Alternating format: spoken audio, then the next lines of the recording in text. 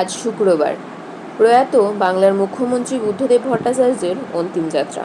বৃহস্পতিবার থেকে পিস ওয়ার্ল্ডে শায়িত রয়েছে দেহ। এদিন সকালে তার দেহ সেখান থেকে বের করা হয়।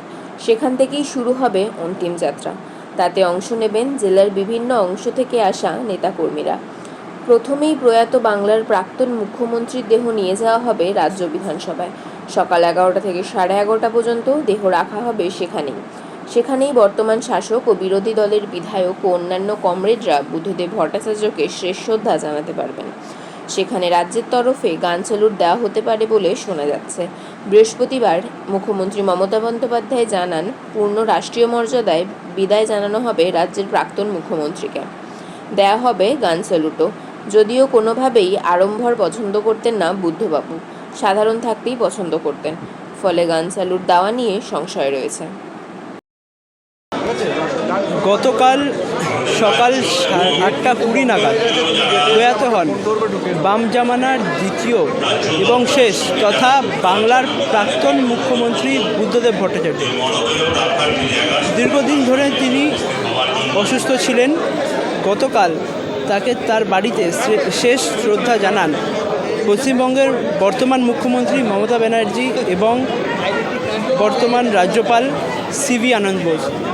তারপর তার মরদেহ নিয়ে আসা হয় তপসিয়া পিস ওয়ার্ল্ডে। সেইখানে তার মরদেহ রাখা হয়। আজ সকালে সেই মরদেহ তপসিয়া পিস ওয়ার্ল্ড থেকে বের করে প্রথমে বিধানসভায় নিয়ে যাওয়া হয় এবং বিধানসভায় তাকে শেষ শ্রদ্ধা জানানোর পরে নিয়ে আসা হবে এই আলিমুদ্দিন স্ট্রিটে। এইখান থেকে তার মরদেহ এনআরএসের উদ্দেশ্যে রওনা করবে। এরপর বেলা 12টা নাগাদ দেহ নিয়ে আসা হবে সিপিএমের রাজ্য দফতর আলিমুদ্দিন স্ট্রিটে। সেখানে 3:30 পর্যন্ত দেহ শায়িত থাকবে। সকলের প্রিয় কমরেডের মৃত্যুর খবর ছড়িয়ে পড়তেই দিল্লি সহ দেশের বিভিন্ন প্রান্ত থেকে নেতাকর্মীরা রওনা দিয়েছেন। শেষ শ্রদ্ধা জানাতেও উত্তরবঙ্গ থেকে বহু নেতাকর্মীরা ইতিমধ্যে শহরে পৌঁছে গিয়েছেন বলে খবর। পিস ওয়ার্ল্ড থেকে অন্তিম যাত্রায় রওনা দেবেন তারা। প্রায় 3.5 ঘন্টা পর একেবারে শেষবারের মতো আলিমুদ্দিন স্ট্রিট ছাড়বেন পলিট ব্যুরোর সদস্য। এরপর 3:30 নাগাদ দীনেশ মজুমদার ভবনে নিয়ে যাওয়া হবে দেহ সিপিএমের ছাত্র ও যুব সংগঠনের রাজ্য দফতরে। নতুন প্রজন্মই যে নতুন ভোর আনতে পারবে সে বিশ্বাস করতেন প্রাক্তন মুখ্যমন্ত্রী। আর তাই চলতি বছরের শুরুতেই মীনাক্ষীরা ব্রিগেডের যখন বার্তা নিতে যান, অসুস্থ শরীরেই তাদের ফেরাননি বুদ্ধবাবু, দিয়েছিলেন বার্তা। জানা যাচ্ছে দীনেশ মজুমদার ভবনে বাম নেতাকর্মীরা শেষ শ্রদ্ধা জানাতে যাবে। এরপরেই মিছিল করে নীলরতন সরকার মেডিকেল কলেজ হাসপাতালের উদ্দেশ্যে শুরু হবে শেষ যাত্রা।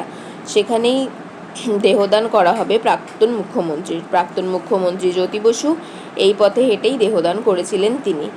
ইতিমধ্যে ভিড় জমতে শুরু করেছে পিস ওয়ার্ল্ডের সামনে। ব্যাপক নিরাপত্তা মোতায়েন করা হয়েছে বলে খবর। ক্যামেরায় গৌরবের সঙ্গে উজ্জয়ন সান্যাল, বেঙ্গল জার্নাল।